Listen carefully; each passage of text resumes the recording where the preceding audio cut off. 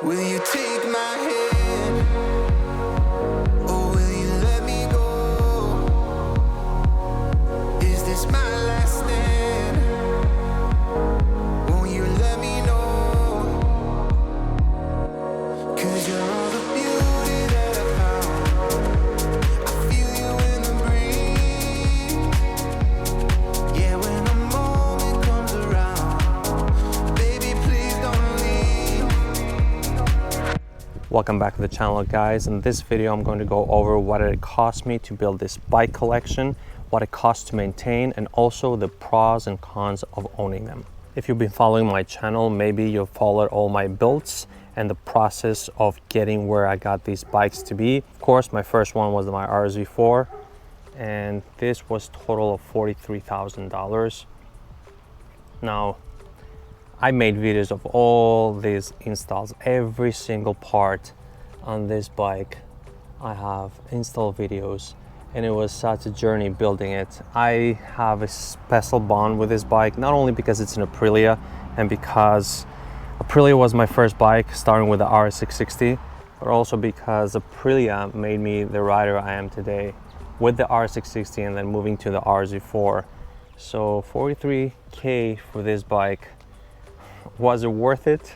I don't know, guys. I'm still debating, but it is a special bike and I love riding it. It just feels amazing. BMW, I have not made much content with it because I haven't modded yet, but this out the door was basically $40K and 1000 RR. The only thing I've done on it is a gas cap, and that's it basically. I would say this bike is pretty much ready to go. There's not much that you can do there. Mirror blockers would be one, and of course an exhaust with a BT moto, and this bike is ready to go. I mean, there's a reason it costs $40K out the door. I mean, there's nothing much to do on it. Everything's ready.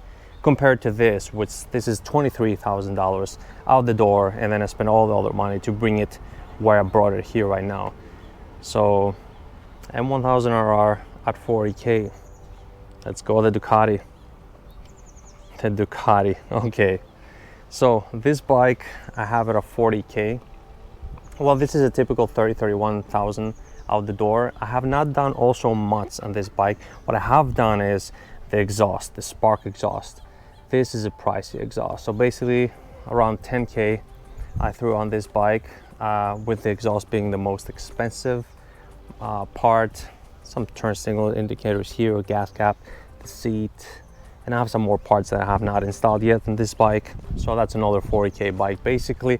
And also the latest one, the bobber, which I'll just call this a 25K because this is more like a 16K out the door, and the rest in parts bring it around 22K plus labor plus taxes, the whole thing. Also videos, installs on this build, and also a walk around video of all the parts. This was an addition I had I added in the end because I wanted something for a daily, because I can tell you these bikes are not meant to daily them. They're uncomfortable, they're hot, they're loud. They're really not meant to daily them, and also they're pricey, so I don't feel comfortable riding bikes on the streets and parking them and leaving them unattended when they cost this much. Whereas the goal for this bobber was to have it under $20,000, and yet somehow I managed to go over it. I'll probably exceed that too because I want to add more parts on it, but at least it's not a 4K bike, and this is something I love dailying. It's so comfortable, it has style, it sounds great, so love this bike. Now, what did it cost? What does it cost to maintain? Well, obviously I have no payments on these. I paid all cash.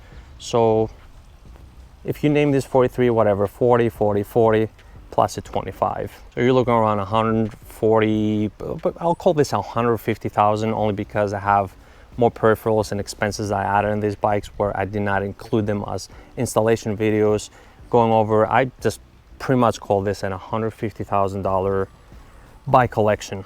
But you'd be surprised if you actually paid off all these bikes and you own them, it doesn't really cost that much to maintain them. I mean, insurance, right? The next expense, which is usually the highest expense of maintenance, is insurance, because I do have full coverage on all these bikes, and it cost me just short of $500 a month. Now I get it, $500 a month for insurance sounds a lot, but it insures 4 bikes, okay, and also insures technically 3 super bikes. Trust me, I know people that are paying $500 a month to just own 1 bike, depending on age, where they live, their driving history record, and everything. So to pay just short of $500 for all this bike collection, I think I'm very lucky, and I'd say that there would be no other way to get that lower. Other than insurance, registration, what it costs to register these bikes. Well, very rough numbers, you know, most of them are like $280 a year. Again, very rough numbers, most are like between $270 to $290. So 1, 2, 3, 4, this is much cheaper. This is actually under $200 a year for registration, but I actually want to add the license plates. It's called the California 1916 license plate, which is basically like that license plate, and it costs a little extra a year, like $50. I want to add it only because I have this blacked out theme with a gold accent, so I want to do the same thing for the license plate there. So you can call that a $200 registration. I would say roughly the whole collection is about $1,000 a year on registration. So there you have it, roughly $150,000 total to own them, about $500 a month for insurance, and another $1,000 a year for registration. Now the reason I'm not including like mechanical maintenance and the expenses is because, for one, I do everything by myself. I work on my bikes, and I actually never had to have a major mechanical issue on any of these bikes, to the point that I had to take it to the dealer, use a mechanic, and pay, you know, high labor hours and prices to have them repaired. I've been, I guess, lucky, because a lot of people talk about Aprilia as being unreliable, or the Ducati, but I don't know, everything's great. The only expenses I have is oil changes, which is basically $100, and based on my rate of riding, because obviously if you have more bikes, you get to ride each bike at a time, so you spread around the mileage. So one of the pros, which I'm going to talk about later, is actually less miles on the bikes, because when you ride them all at the same time, you don't get to put all those miles on each of these bikes, so less maintenance costs. So now about the pros and cons, and one of the pros, which I just mentioned, obviously, is less maintenance, because you get to ride each bike at a time, so you spread around the miles, and for that reason, all I need to do is change the oil of each bike once a year, because I never reach the miles, so I'll barely put 500 miles on each bike in a year, so that's less than the miles needed. But you do and you should change the oil every year if you don't ride them much. So for me, it's an oil change for each bike once a year. Another pro that I consider a little bit more of a personal pro, but maybe resonates with more people too, is that when it comes to selecting a bike, you know, someone might say, well, I prefer the RZ4 because it sounds amazing, but I love how the Ducati looks, for instance. So you have to choose between, and you have to give something, right? In this case, for me, I say, okay, I love the RZ4 how it looks. I mean, I love the RZ4 how it sounds, but I prefer how the Ducati looks. So I get to have both. If I want to ride for looks, I ride the Ducati. If I want to ride for sound, I ride the RZ4. If I want to ride for comfort and agility, I'll ride the M1000RR. And if I want to daily and know that I'm maybe going to go in a coffee shop or something, that I don't want to care much about having anxiety where I'm going to leave my bike, I'm just going to take this. So the biggest con of owning multiple bikes is that it takes you away from what riding the bike means. What is the essence of riding a bike? For me, the essence of riding a bike means you get to build a connection with the bike. You know, you become one, you know everything about it in and out. So when you ride it, it feels like a glove. Well, that's what the RZ4 used to feel for me. And now I don't feel that anymore. Every time I ride a bike, it feels like it's a stranger's bike. It feels like it's not my bike, because I don't get to ride them as often. I don't get used to it. For instance, when I used to ride the RZ4, I knew exactly what it felt. And then when I jumped to the Panigale, I immediately felt the difference. It was a little bit uncomfortable when it came to the shape of the tank. When I took corners, my forearm could not go easily above the tank compared to the RZ4.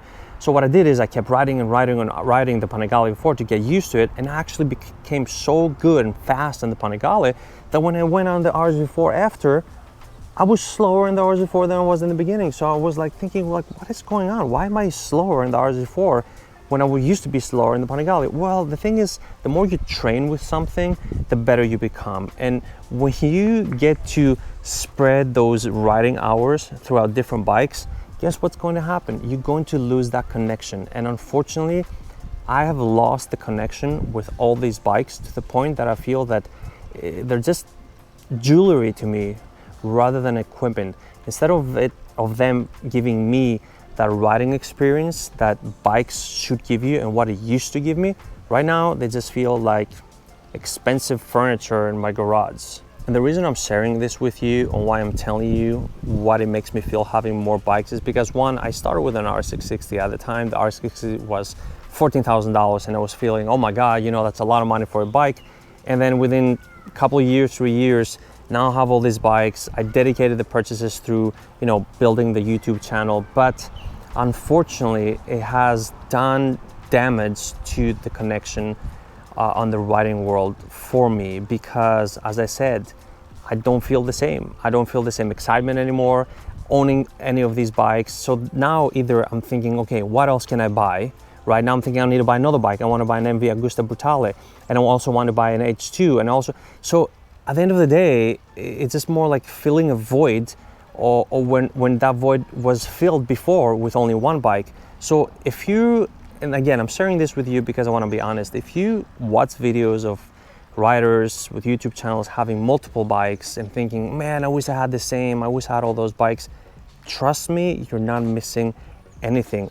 But then every time I think, you know what, I think I'm gonna sell the RZ4. You know, I've done so much with it. I'm thinking of giving it and maybe keeping the Panigale and the M1000. But then I take it, I start it, this GP22 goes on, I hear it when I ride it, and I'm thinking it's impossible. I cannot give the RZ4. It sounds amazing, it feels amazing. So then maybe I'm thinking I'm gonna give the Ducati, maybe I should give it the Ducati. And then I ride it, it looks beautiful. I go out, people tell me compliments all the time how great it looks, and this is like so agile and it looks cool, and it's just like I'm back and forth and I'm thinking, I don't know what to do. Should I keep them? Should I sell them? What should I do to get the connection back? So basically that's what I'm trying to figure out right now. I'm trying to figure out a way where I keep the bikes, add more. I want a Brutale 1000 RR, that's for sure.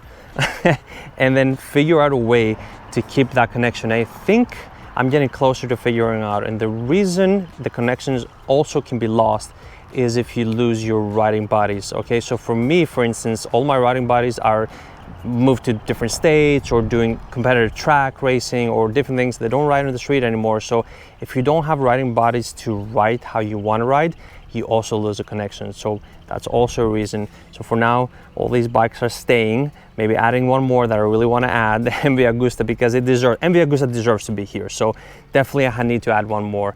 But in the meantime, let's focus on these. Now, if you're thinking I'm going to be listing more cons and start complaining that, oh, you know, maintenance and cost and this and that, no. That's actually my only con of owning multiple bikes. Someone can say, well, storage space or God knows what, all the things that I can mention. Honestly, I don't see any cons other than the one I mentioned, and that is losing the connection with the one bike that you had. Going back in the days where you just rode that maybe less expensive bike that you had more fun with. That's literally the only con. Anything else, I think, is just complaining. Now, if you had the option to have 4 bikes, tell me in the comments what bikes would those be. And also, if you had these bikes, what would you keep? What would you sell? What bike resonates more with you? Is it the RZ4, the M1000RR, the Panigale?